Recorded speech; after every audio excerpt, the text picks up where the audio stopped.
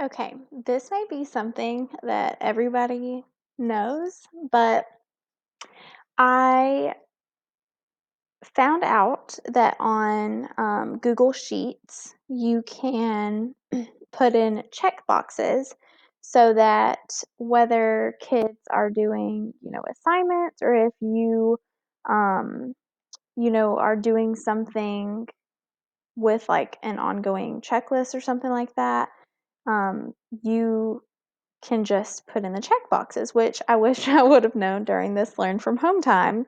But I already can think of some ways I'm going to use this next year. But I just thought that I would show you in case you do not know how to do this. So, whoops, sorry. Okay, so I've just made like an example thing. So I just put different students in here.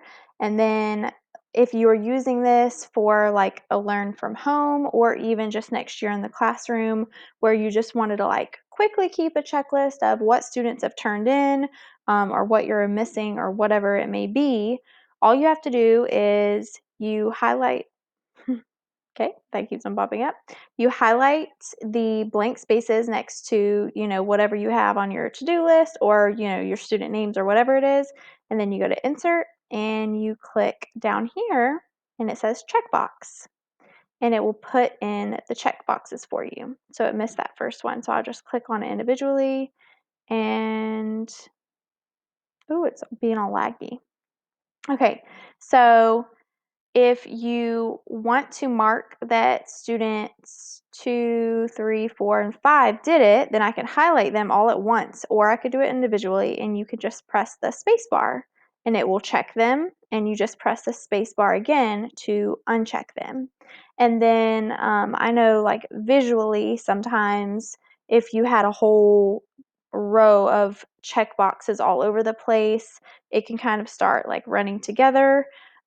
So you can change the colors to match like up here. This just kind of helps me see, like the whatever, I can't even think of words right now. It just helps me see what I'm looking at. So you can highlight where you have the check boxes and you could either change the actual like the whole rectangle, you could change that color or you can just change it like a font.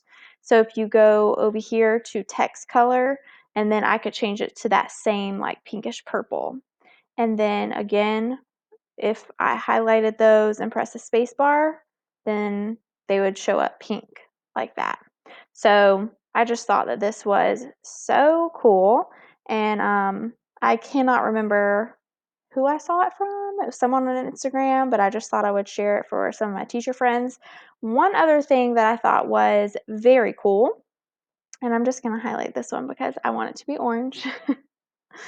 Another thing that I thought was so cool is, which I feel like everybody probably knows this, but I just really have not played around with Excel or Google Sheets very much. I feel like I haven't really utilized it as much as I probably should. But to get all of these like student names and everything in this font, of course you can just like type it and change the font.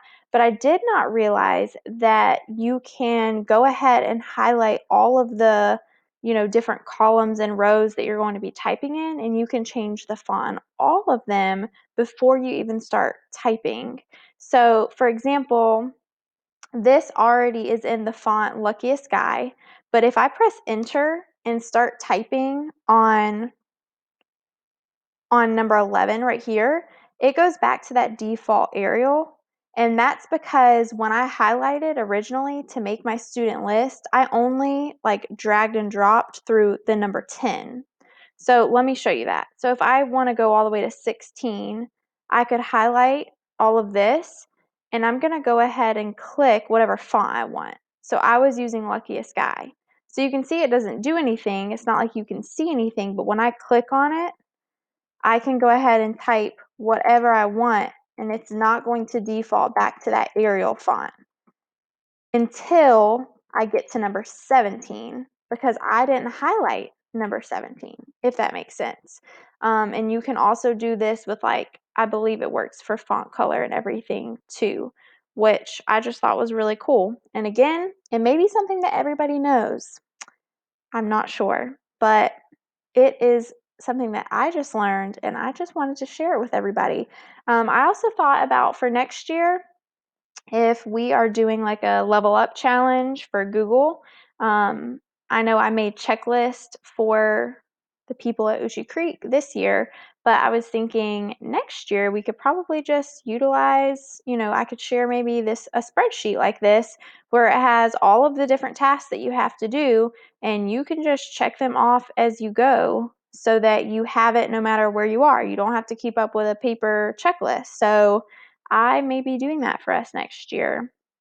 But yeah, I just thought this was really cool. So I hope that you learned something new today. I know I did. Um, but yeah.